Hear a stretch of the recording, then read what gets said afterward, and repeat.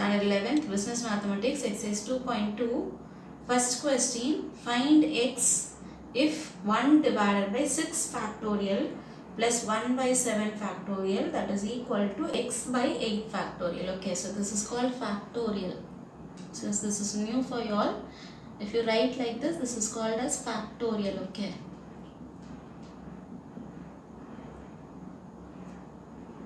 So factorial, what you'll have to do is, if it is given 5 factorial, you can write like this: 5 into 4 into 3 into 2 into 1. That is, decrease your number till your 1. So just multiply all these number. That will be the answer for your 5 factorial. That is equal to 5 4s are 20, 23s are 60, 62s are 120, 120 into 1 will be 120. So the value of 5 factorial will be 120. Okay. So if it is given 5 factorial again, you can write like this also: 5 into 4 factorial.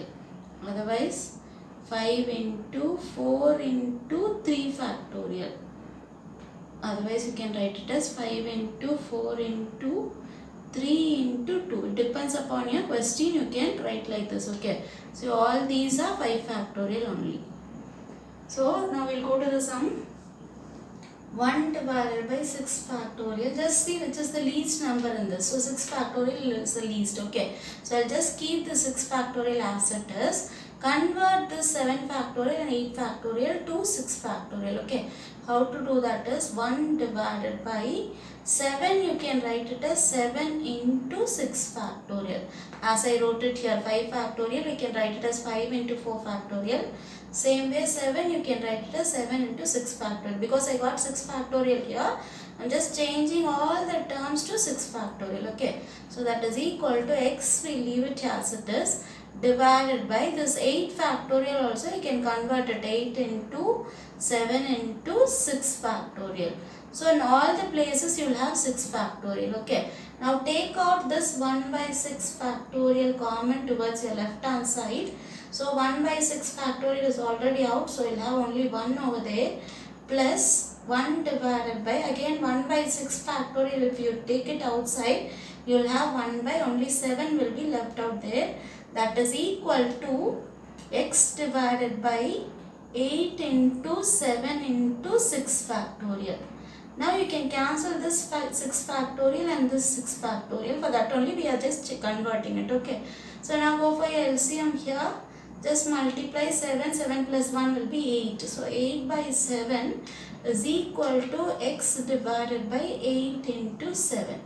Now you'll have to find your x only. Okay. So I'll just keep this x here itself. Take this 2 terms towards your left hand side, it will come to the numerator.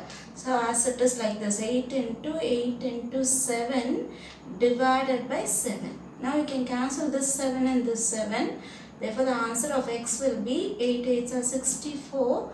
So this is your answer for your first question. Second question, evaluate n factorial divided by r factorial into n minus r factorial when n is equal to 5 and r is equal to 2. Just a small introduction to your factorial.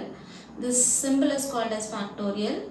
So if you need 5 factorial, these are some examples. Okay, so 5 factorial is equal to, we'll have to write like this: 5 into 4 into 3 into 2 into 1. Whichever number is given in factorial, just write till your 1. Decrease your order and write till your 1. Then multiply all these number, whichever number you are getting, just multiply and get your last answer. So that answer will be 5 factorial. Okay. So if you want till 4 factorial or 3 factorial, 2 factorial means the same thing. If you go up to 1, no need to put your factorial over there. Okay. So if you are going to leave in between, 5 factorial is equal to, you can replace as 5 into 4 factorial. Next 5 factorial, you can write 5 into 4 into 3 factorial. It depends on your question, children. 4 factorial, if you have 4 factorial in your question, you can leave like this. Otherwise, if you have 3 factorial means you can leave like this. If you need up to 2 factorial means, then 5 factorial is equal to 5 into 4 into 3 into 2 factorial. Okay. That is only one thing is, if you want 5 factorial fully means up to 1, you have to write it. Otherwise, depends on your question. If you need it in between means, just leave it in between, but you will have to replace your factorial over there. Okay. Now we will get back to the question. N factorial divided by r factorial into n minus r factorial. So instead of n, they have given 5 over there and r is equal to 2. Just replace it over here. So 5 factorial divided by r is 2. So 2 factorial into again n is given, so 5 minus r is 2 whole thing factorial. Now the next line is 5 factorial. You can write it as 5 into 4 into 3 into 2. Because I've got 2 factorial, just stop it with 2 factorial so that I can cancel this 2 factorial and that 2 factorial. Okay, divided by this 2 factorial is there as it is. Then 5 minus 2 is 3 factorial. So I can cancel this 2 factorial and this 2 factorial as it is. So the next line will be 5 into 4 into 3 divided by 3 factorial is there. So 3 factorial, 5 factorial means you'll have to go 5 up to 1 it has to go. Then 3 factorial means you'll have to write 3 into 2 into 1. Now we can cancel this 3 and this 3. 2 and this 4 you'll get twice. So 1 it will be there as it is. 5 2s are 10. Therefore the answer for this value is your 10. This is the answer for your second question. Third question, if n plus 2 factorial that is equal to 60 into n minus 1 factorial, find n. Just see which is the smallest number here. So n plus 2 this side it is given and towards your right hand side it is given n minus 1. So smallest is n minus 1.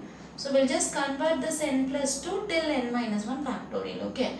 So how to do this? Like 5 factorial. This is factorial, just a small intro. Factorial means this symbol will be there. So we can see here that symbol, that is called factorial. So 5 factorial, this is one example. Okay, so 5 factorial means what you'll have to do is 5 into 4 into 3 into 2 into 1. Till 1 you'll have to decrease your number. So 5 factorial is just multiply all these numbers, you'll get your 120. So the value of 5 factorial is 120. This is one format. Okay. So if you need in between, that is factorial means 5 factorial, you can write it as 5 into 4 factorial. That is where you are stopping. In that place you will have to leave your factorial. Okay. So if you want up to 3 means 5 factorial, you can write it as 5 into 4 into 3 with factorial. Same way, if you want up to 2 means 5 into 4 into 3 into 2, wherever you are leaving it with that number, you will have to give your factorial. Okay. So now here n plus 2 is there, we need up to n minus 1. So what I am going to do is n plus 2, the next number will be decreasing order. So n plus 1, again the next will be n, the next will be n minus 1. Then we need up to n minus 1 only, so I will just leave this side as n minus 1 factorial. That is equal to your right answer 60 into n minus 1 factorial. So you can cancel this n minus 1 factorial with this n minus 1 factorial. So the left out terms will be n plus 2 into n plus 1 into this n, which is equal to this side it is 60. Just split it up, that 60, you all know this L division, that is with 2 I will do it, 30 you will get, again by 2 if you do you will get 15, by 3 if you do you will get 5. So same way like this in the decreasing order, try to replace the 60. Okay. So the next line will be n plus 2, n plus 1 into n, that is equal to, just see which is the highest here, 5. So I'll just start with the 5. Then the next number should be 4. See whether you can replace 4. 2 2s are 4, you can replace it. So club together, otherwise multiply those two numbers and write it as 4. The next number will be 3. So now equating both the sides. A1 with, you can do it. So just see here, n is there straight away, n is equal to 3. Because n plus 2 is equating, you will get 5. N plus 1 when you equate, you will get 4. And n when you equate, you will get 3. So straight away you can write it as n is equal to 3. So otherwise you can equate these two numbers also. If you need, I'll just do it here, but in a rough column, don't do it. Straight away you can write it, but I need to show it to you all. So it is n plus 2 is equal to 5. That is your first term. And here 5 you have to equate it. So just equate n is equal to 5. plus 2, bring it towards your right hand side, it will become minus 2. So n is equal to 5 minus 2, 3. Here also you will get your 3. Then if you take your second term and second term also, so n plus 1 is equal to, this side your second term is 4. So n is equal to 4 plus 1, if you take it towards your right hand side, you will get minus 1. So n is equal to 4 minus 1, 3. So whichever term you take, you will get your 3, but straight away you can give your 3 because n is equal to 3 is there. So with this you can stop it. Just for you all to understand, I have done this. Okay. So this is the answer for your third question.